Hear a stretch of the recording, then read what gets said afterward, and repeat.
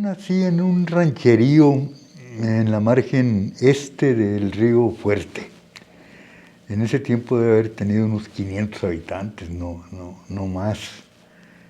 ¿Por qué ahí? Porque mis padres eran maestros rurales. Entonces los destinaron ahí y construyeron una escuela de adobe, no había más. Mi papá la dirigió, mi papá era normalista de la normal de Jalisquillo, en Nayarit. De hecho, él llegó a Jalisquillo porque quería ser agrónomo, pero el primer año cambiaron de rubro a normal rural. Y como no tenía recursos para ir a otro lado, pues dijo, bueno, pues ni modo, me quedo de maestro rural. Entonces estaban ahí y construyeron una escuela y una casa de 3 habitaciones también de adobe, como a 50 metros de la escuela. Y eso en parte marcó mucho lo que fue mi vida después, porque los dos eran maestros, mi mamá daba primero, tercero y quinto, así era en aquellos tiempos, y mi papá segundo, cuarto y sexto. O sea, los 6, imagínate. Yo me quedaba solo en la casa y me iba gateando y me metía a la escuelita. Entonces, pues de tanto oír y repetir que, ¿cómo eran las cosas? Mi mamá me mima, y esos letanías que enseñaban a leer, pues aprendí a leer de inmediato. Aprendí a leer a los 3 años.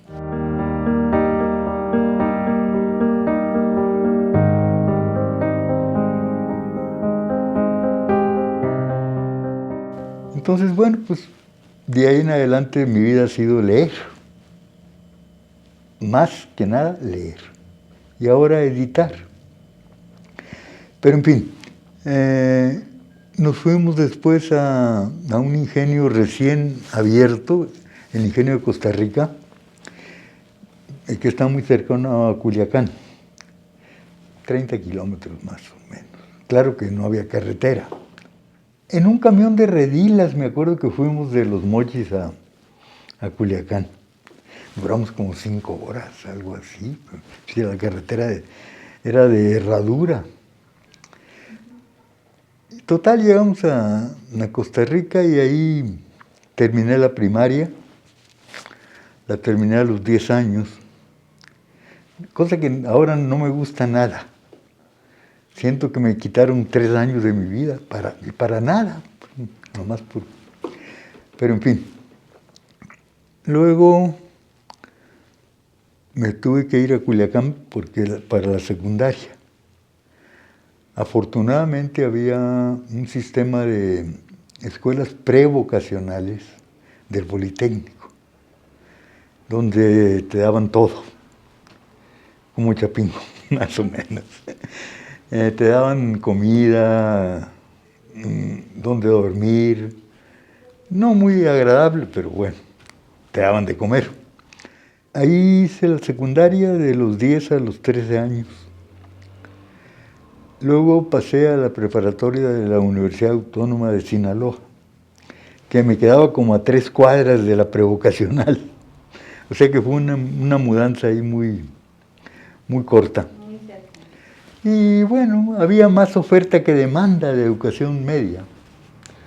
Y te inscribías y ya, todo el mundo podía entrar. Así que ahí cursé la preparatoria de los 13 a los 15 años. Fue una experiencia que me marcó mucho porque tuve maestros extraordinarios. Un maestro de etimologías grecolatinas, que era un padre jesuita impresionante. Él es responsable de que yo identifique perfectamente las raíces de casi todas las palabras, o de que no diga dentrífico, como dice mucha gente, porque me acuerdo bien, dens, dentis, fricare, frotar. Ahí aprendí lo que es un prefijo, un sufijo. Me dio clases Inés Arredondo, fíjate. de literatura. La más grande cuentista mexicana de todos los tiempos, sin duda. Andaba curándose de un desengaño amoroso, pero bueno, a mí me sirvió muy bien. Y me enseñó algo muy importante. Nunca te decía qué leer. Nunca. Ni te dejaba tareas, ni te decía que leyeras El Quijote. Yo ya lo había leído, por cierto, pero bueno, lo que fuera. A veces te decía cosas, por ejemplo, acaba de aparecer El Llano en Llamas. Entonces digo, pues, ojalá lo leyeran, pero no es obligatorio. Las únicas tareas que daba era, lean un libro, el que quieran. Y yo voy a elegir al azar 3 o 4 de ustedes por clase que me hagan una reseña de 5 minutos. Lo que quieran leer, léanlo. Yo elegí leer los episodios nacionales de Pérez Galdós. Me los eché toditos. Estaban en la biblioteca de la universidad, porque yo pues con qué iba a comprar libros. Con la suerte también de que la universidad tenía una casa del estudiante donde podías vivir gratis. Me quedaba el problema de qué comer. Pero bueno, de alguna manera ahí me las arreglé. ¿Cómo las solucionas? Pues haciendo pequeñas tareas, a veces vendiendo exámenes. Como nunca he presentado exámenes, en 1960 tenía que elegir una carrera. Sabía muy bien lo que no quería. No quería ser ni abogado, ni contador, ni médico, porque la sangre me horroriza. Entonces dije, bueno, pues de lo que queda, pues agronomía. O sea que soy agrónomo por eliminación. ¿A dónde? Pues a Chapingo. Pero había una escuela de agronomía en la Universidad de Sonora. Y mi papá conocía al ingeniero Medina Hoyos, que era el director de la escuela. Entonces fuimos a pedirle una recomendación para venir a Chapingo. Y el ingeniero Medina tenía alguna idea de mí, no sé por qué. Nunca le pregunté. Y le digo a mi papá, mejor déjame el muchacho aquí, hombre, pues es igual que en Chapingo. Y digo, mi papá, sí, pero aquí hay que pagar el alojamiento. No se preocupe, le damos una ayudantía. Y así fue como me quedé en Sonora, que era más o menos como estar aquí, era una copia absoluta de Chapingo. Los maestros eran de Chapingo, estaba Dante, ¿cómo se llamaba? Un genetista muy famoso, Hugo Dante, Toño Medina Hoyos, Toño Cuspinera, Alfonso Carrillo Liz, otros que no me acuerdo, pero prácticamente era una calca de Chapingo, incluso hasta que eran 7 años. Como era muy fácil la carrera, no sé ahora, me imagino que es más difícil. Era muy fácil porque era de memoria, y si algo tengo es memoria. Entonces era cuestión de memorizar las cosas, hasta la práctica, hasta la clase de maquinaria agrícola era teórica porque no había tractores.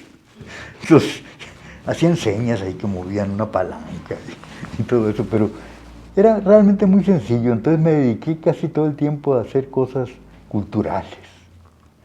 Fundé un periódico estudiantil, por ahí tengo unos ejemplares, luego se los presto y si lo quieren poner en el... muy interesante, el periódico para su tiempo era muy avanzado. Uno de los profesores que creo que no mencioné antes fue Nacho Méndez, que fui ayudante de él.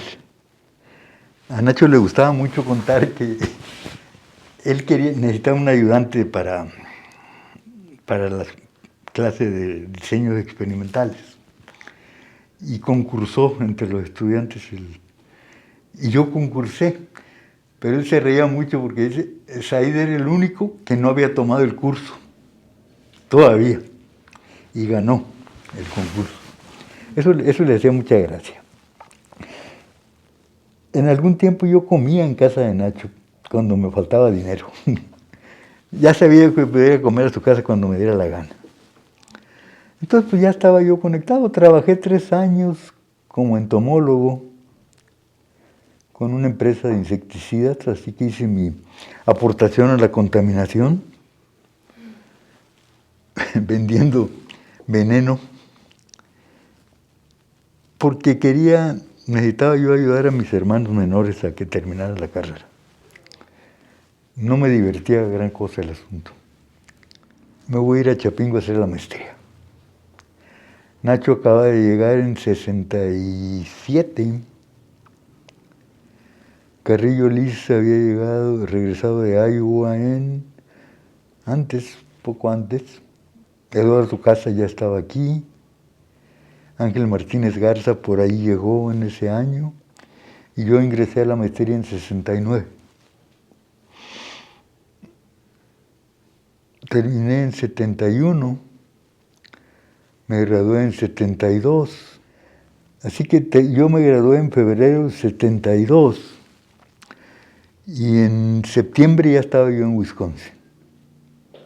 Cosa que tampoco me gustaba porque llevaba a mi hijo de 11 meses, algo así.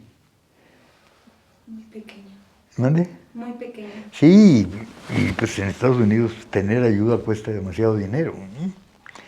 Y aparte ya venía en camino mi hija. Así que fue un periodo difícil. Pero en fin. ¿Su doctorado en qué fue? Estadística. Regresamos a fines de 76. Y desde entonces, pues ahí estoy.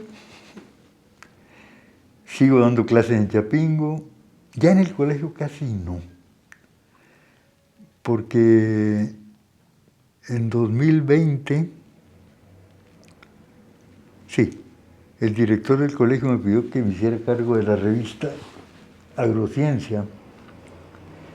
Y bueno, me hice cargo de la revista, me dediqué muy fuerte a ella, porque se empezó a volver importante el hecho de que las revistas estuvieran indizadas, cosa que antes no importaba. O sea, de 66 hasta 2004 daba igual.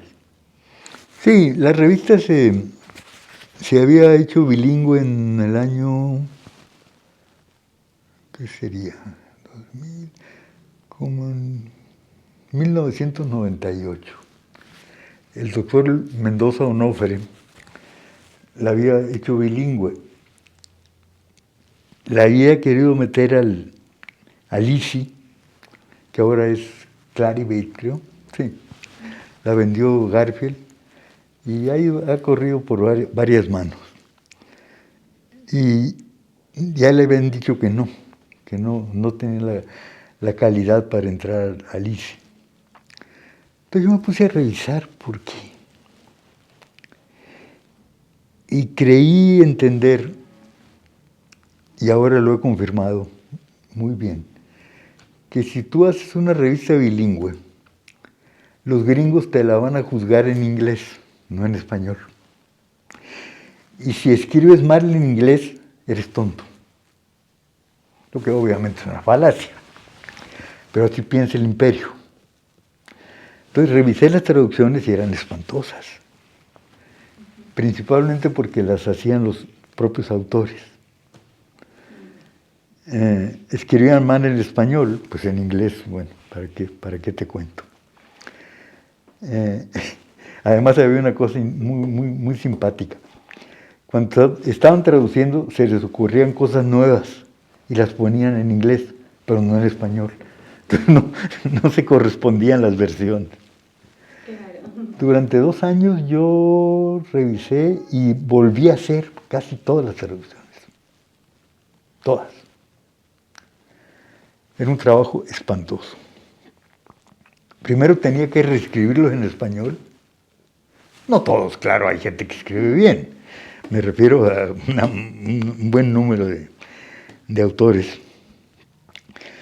Sobre todo porque el español no es muy adecuado para escribir ciencia. Es muy farragoso. Somos farragosos. Muy rápido aprendí que para mantener las columnas más o menos parejas, inglés-español, había que meter todas las figuras del lado del inglés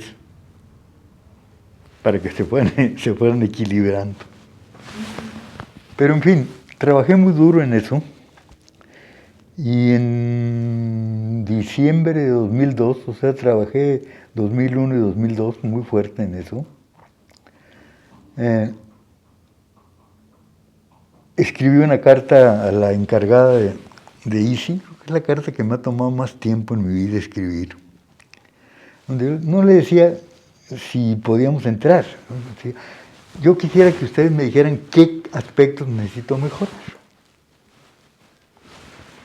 para hacerlo. En 3 días me contestó, están ustedes adentro. En 2003. Fue la primera revista mexicana de agronomía que entró al índice.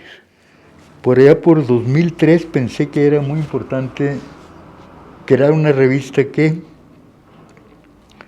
se ocupara de los aspectos sociales de la agricultura. Migración rural, mujer rural, sociología en general. Y la creé con un grupo de profesoras del colegio, Emma Zapata Martelo, Verónica Vázquez García, una profesora de Chapingo, María Eugenia Arellano, tengo otro apellido. Varias profesoras del colegio y de Chapingo. Ahí sí el comité han sido puras mujeres. Luego pensé que ya estaba la parte científica, la parte técnica de agricultura, la parte social, que necesitábamos una revista de divulgación. Y la creamos en 2005, yo creo. Se llama Agroproductividad. Y la metimos al índice de CONACYT también, del ICI no, es imposible, ¿no? Porque ese tipo de revistas no van a entrar ahí.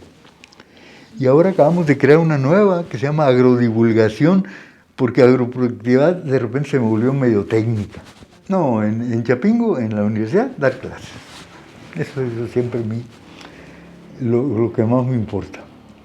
En el colegio, mucho tiempo dar clases, después las revistas y después crear la editorial del colegio, libros. Empezamos en 2007 con ese libro que está allá, el primero que está ahí, Nutrición de Cultivos.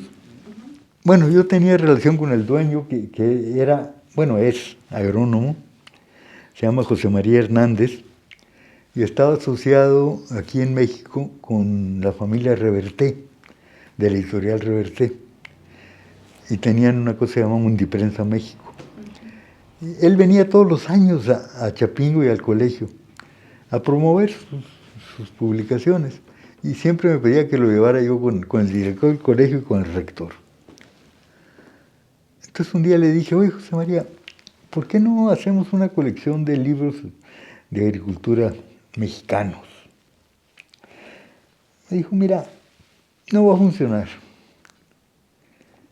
Las universidades no sirven para eso, pero la vamos a hacer funcionar. El director del colegio era Benjamín Figueroa. Le dije, mira, tengo este plan, vamos a hablar con José María. Y le digo, mira, te voy a dar una obra que va a ser un éxito. Si pierdes dinero, te lo reponemos. Y Figueroa me apoyó. Sí, dijo, si pierdes, te lo reponemos. Pues no perdimos, por supuesto. Pero sacamos este libro en una colección que llamamos Biblioteca Básica de Agricultura. Me acaba de llegar el número, que es el número 113 de la colección. Después hicimos 5 colecciones más. La Gaia Ciencia, que es un poco de cosas de matemáticas, muestreo, diseño de experimentos, ecología, hay uno de fauna silvestre en México, en fin. Me ocupo más de inducirlos a la curiosidad y a que se eduquen, no a que se entrenen. Por ejemplo, en el curso de métodos estadísticos no les pido que memoricen nada. Digo, miren, les regalo un PDF del libro de métodos estadísticos. Ahí pueden consultar lo que les dé la gana. Prefiero darles lecciones de lectura, comprensión, que se eduquen y no que se entrenen. Entrenar a alguien es muy fácil, hasta los perros se entrenan, ¿no? Sencillísimo. Educar a alguien es muy complicado. Entonces el consejo es ese. Aprovechen que están en Chapingo. Cumplan con los cursos, sí, pero lean. Lean, lean, lean.